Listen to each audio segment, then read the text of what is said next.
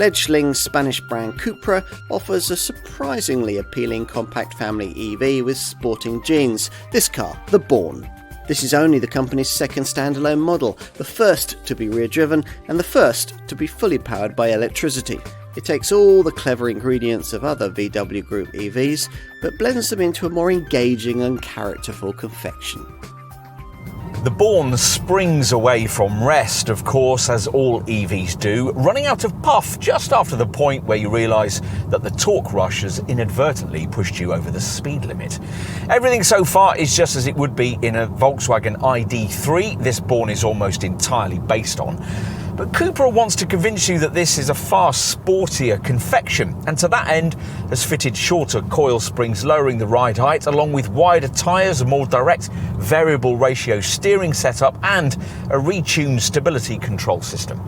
To fit with all this, the electric power output of the kind of Born model most people will choose, 204 PS as here, is the kind of output only offered at the heady heights of the ID3 lineup, though the 58 kilowatt-hour battery it's linked to is the one that most versions of that VW use, here delivering a range of up to 265 miles. That figure falls fractionally to 262 miles if you add in the optional e-boost motor you can't have on an ID3, which adds an extra 26 PS of power for 30 seconds when you stamp on the throttle and ought to have been standardised on the Born to give it a more significant unique selling point. The 230 PS e-boost motor comes as standard if you pay the extra for the larger 77 kilowatt-hour battery, which increases driving range to 343 miles. There are four main drive modes: comfort, performance, range and individual, with a further Cupra setting for the e-boost models. Optional DCC adaptive damping enhances the comfort setting, but you don't really need it because the standard passive setup is very good indeed. The Barcelona engineers must have worked really hard on that. A pity then that they weren't given leave by Wolfsburg to fiddle with the steering, which despite its quicker rack feels remote and very light on feedback. Even as it is though, this is, as intended, a far more engaging thing than its ID3 cousin, to the point where we'd find it hard to think of another similarly sized EV in this price bracket that we'd recommend over this one for a keen driver. As for charging, well, at a 100 kilowatt or 120 kilowatt hour public charging point, this 58 kilowatt hour model should take 35 minutes to replenish itself from 5 to 80%. You need 6 hours and 15 minutes to go from empty to full, hooked up to an 11 kilowatt garage wall box. Cupra says this Born was designed and developed in Barcelona, which is poppycock, of course. It's a restyled Volkswagen ID3 and rolls down the same German Zwickau production line as its sister car, unlike Cupra's other Iberian-built models. You can't deny, though, that it's got a bit more flair, attitude and presence than its Wolfsburg cousin. It's been described as the scary big sister to the ID3. Maybe so. It's certainly a little bigger, something you may pick up from a profile perspective, the Born measuring in 61mm longer, though that still leaves it some way short of the upper mid-sized EV hatches and crossovers Cupra also wants to target. Volkswagen's ID4, for instance, is 262mm lengthier. Copper highlights, as usual with Cupra, are an overriding theme, especially here at the aggressively angled nose, where they adorn the badgework and the frame that draws your attention to the prominent lower intake, designed to channel air towards the radiator for better battery thermal management. Just as different from anything with a Volkswagen badge, but perhaps a touch less successful, is the rear treatment. Cupra's usual coast-to-coast style tail lamps stretch across a tailgate, capped by an upper spoiler that connects seamlessly to the C-pillar.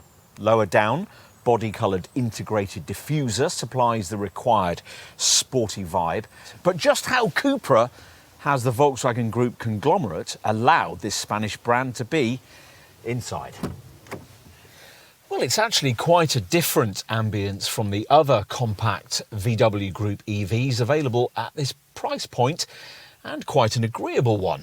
What is familiar is the futuristic feel. As with an ID3 or a Skoda Enyaq, there's no need for a gear lever, an ignition slot or a handbrake. And as with those cars, there's a 12-inch centre monitor and a 5.3-inch digital cockpit instrument screen, attached to which is a gear selector, the whole binnacle moving up and down as you adjust the wheel. Otherwise, this Born sets itself apart with a darker vibe, a strange indented passenger side dash finish, sustainably sourced soft touch surfaces and the usual Cupra brand copper-coloured highlights, which here appear on the steering wheel, the vents, the seat stitching and frame the open part of the lower centre console. Time to take a look in the back seat. It's a wider cabin than that of a Golf or, say, a Nissan Leaf, and with no central transmission tunnel to obstruct things, 3 adults could fit more easily into the back of this car than just about any compact hatch we can think of, other than an ID3. So yes, the Born's a full 5-seater, provided the adults in question don't have particularly long legs. There's not a lot of knee room going spare. We'll finish with a look at the boot, which lifts with a push on this central Cupra badge. The trunk is 385 litres, the same size as an ID3, and about the same size as a Golf too, despite the presence of an electric motor down under the floor here. When you push everything forward, there's a reasonably flat cargo area, which frees up 1,267 litres of capacity. The decision to replace SEAT badges with Cupra ones on this Born EV was interesting and says much about the VW Group's commitment to its sporting brand. Plus, it also fits with this design's mildly dynamic vibe. Yes, in some ways, it's a Volkswagen ID3 in a tracksuit, but at the same time, it also offers something just a little different and arguably more appealing.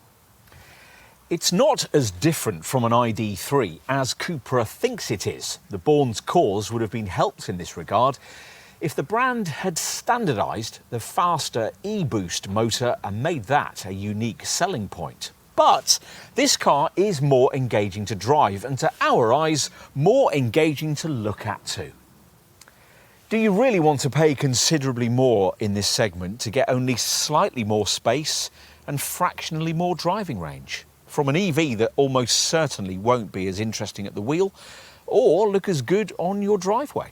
Such is the Born ultimatum, and we can understand if you found yourself tempted by it.